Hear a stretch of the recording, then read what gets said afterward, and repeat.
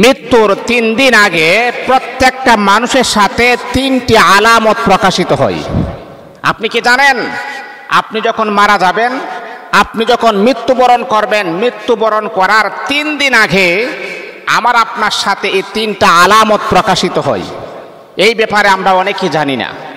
দেখবেন এই আলামতগুলা যখন প্রকাশিত হয় তখন 3 দিন পরে আল্লাহ পাক রব্বুল আলামিনের ডাকে সাড়া দিয়ে আপনাকে দুনিয়ার জগৎ ছেড়ে দিতে হবে। আপনাকে এই আলামতগুলো আমার আপনার প্রত্যেকের সাথে আলামতগুলো প্রকাশিত হয়। হয়তো আমরা এই আলামতগুলো আল্লাহ পাক আমাদেরকে বলিয়ে রাখেন, আমরা বলতে পারি না।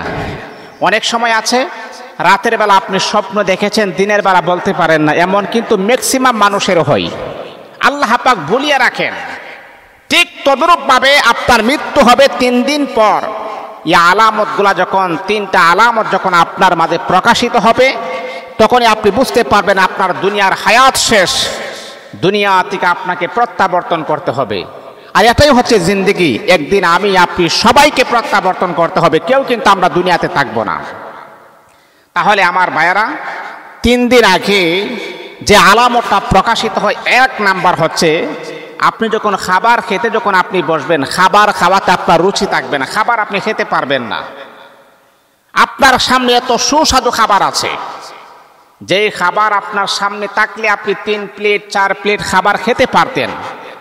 আজকে আপনার সামনে এত সুস্বাদু খাবার থাকার পর আপনি 1 প্লেট খাবার পর্যন্ত আপনি খেতে পারেন না, আপনার খাবার বন্ধ হয়ে যাবে। একটা কথা আছে না, মানুষ, মৃত্যু এবং রিজিক দুইটা কিন্তু একটা কানেক্ট আছে। আপনার রিজিক যেই দিন শেষ হয়ে যাবে বুঝতে হবে আপনার মৃত্যু অতি সন্নিকটে চলে আসছে। আল্লাহ পাক মৃত্যুর আগে আপনার আস্তে আস্তে আস্তে আস্তে করে আপনার রিজিক আমার আল্লাহ উঠায় নেবেন।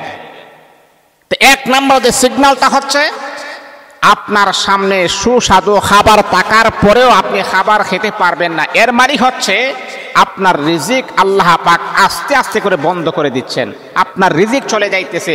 আর রিজিক চলে যাওয়াটাই হচ্ছে আপনার মৃত্যুর কারণ। 2 নাম্বার হলো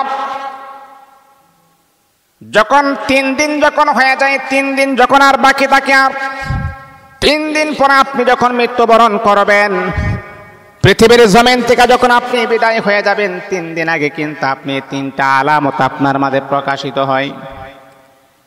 যেই ব্যক্তিরা 3 দিন পরে দুনিয়ার জমিন ছেড়ে অন্ধকার কবরে চলে যাবেন, সেই ব্যক্তি 1 নাম্বার হলো তার খাবার দাবার বন্ধ হয়ে যাবে।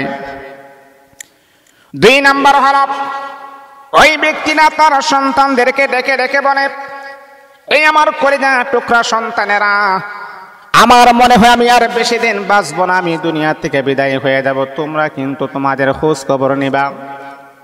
এমনকি তোমার মার খোঁজ খবর নিবা, তোমার মাকে তোমরা মোহাব্বত করবা। আমার ছোট মেয়েটা আছে, ছোট মেয়েটাকে মোহাব্বত করবা। কিন্তু সন্তানেরা বলে, বাবা না না, আপনি মৃত্যুবরণ করবেন, এটা হচ্ছে আপনার মনের একটা খাইসিয়ত। ওরে আল্লাহ পাকের বান্দা, না না, আমার আল্লাহ কিন্তু তার মনের ভিতরে এমন সিগন্যাল জাগ্রত করে দিয়েছে। সন্তানদেরকে বলে, সন্তানেরা আমার মনে হয় আমি আর বেশি দিন লাস্টিং করব না, বেশি দিন বাঁচবো না, তোমরা তোমার মার খোঁজ খবর নিবা, মাকে ভালোবাসবা। আমার একটা ছোট মেয়ে আছে, এখনো বিবাহ দেই নাই, ছোট মেয়েটার প্রতি একটু দয়া মোহাব্বত ভালোবাসা প্রদর্শন করবা, আমি আর বেশি দিন বাঁচবো না। তা সন্তানেরা বলে, বাবা এসব কথা কি বলে? বাবা আপনি সুস্থ মানুষ, আপনার কোনো রোগ নাই, শোক নাই, আপনি তো খাবার এনে খেতে পারেন না, এতে কোনো সমস্যা নাই, ইনশাল্লাহ আমরা ভালো ডাক্তার দেখাবো, ঠিক হয়ে যাবে। কিন্তু আপনি জানেন না, আমার আল্লাহ হচ্ছে এমন একজন স্রষ্টা, আমার আল্লাহ হচ্ছে এমন একজন রব, রোগ ছাড়া, বিভিন্ন প্রকারের রোগ ছাড়া আমার আল্লাহ মৃত্যু ঘটাতে পারেন। সন্তানেরা বুঝতে পারে না বাবা কেন এমন এমন কথা কেন বলে। এর মানে হলো আল্লাহ পাক রব্বুল আলামিন আল্লাহর বান্দারে সিগন্যাল জারি করে দিয়েছেন, আল্লাহ তাআলার বান্দা তোমার কিন্তু মৃত্যু ঘনিয়ে আসছে। 3 দিন পরে আমি আল্লাহ পাক রব্বুল আলামিনের ডাকে সাড়া দিয়ে কিন্তু কবরের জগতে চলে যাইতে হবে। 2 নাম্বার হলো সন্তানদেরকে বলে, ও আমার সন্তানেরা, আমি মনে হয় আর বেশি দিন দুনিয়ার জমিনে বাঁচব না। এটা হলো 2 নাম্বার।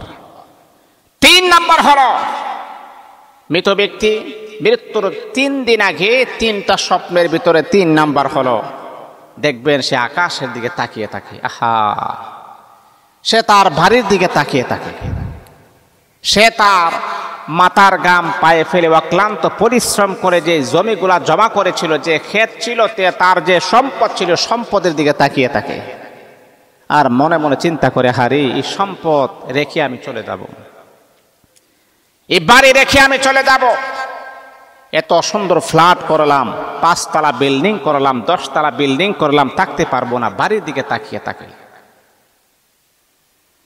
এই আমার ভাইয়েরা বন্ধুরা, কাহারো কাছে বলতে পারে না,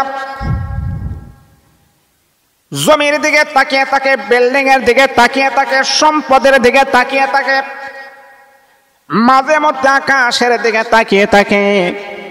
এর মানে হলো, প্রমাণ হয় আল্লাহ পাক রব্বুল আলামিন তার মনের ভিতরে বারবার সিগন্যাল জারি করতেছেন, ও আমার বান্দা শোনো, তুমি জানো নি 3 দিন পরে আমি আল্লাহ পাক রব্বুল আলামিন তোমার সামনে মালাকুল মাউত ফেরেশতাকে পাঠাবো। ওই মালাকুল মাউত তোমার জান খানদান করে দুনিয়ার জগৎ থেকে তোমাকে চিরতরে বিচ্ছিন্ন করে দিবে। দুনিয়ার হায়াত তোমার শেষ, দুনিয়ার সাথে তোমার সম্পর্ক বিচ্ছিন্ন হয়ে যাবে। যে স্ত্রীকে এত ভালোবাসো, সেই স্ত্রী তোমার কবরের সাথী হবে না। যে সন্তানের জন্য এই সম্পদগুলা জমা করেছ, সেই সন্তান তোমার কবরের সাথী হবে না।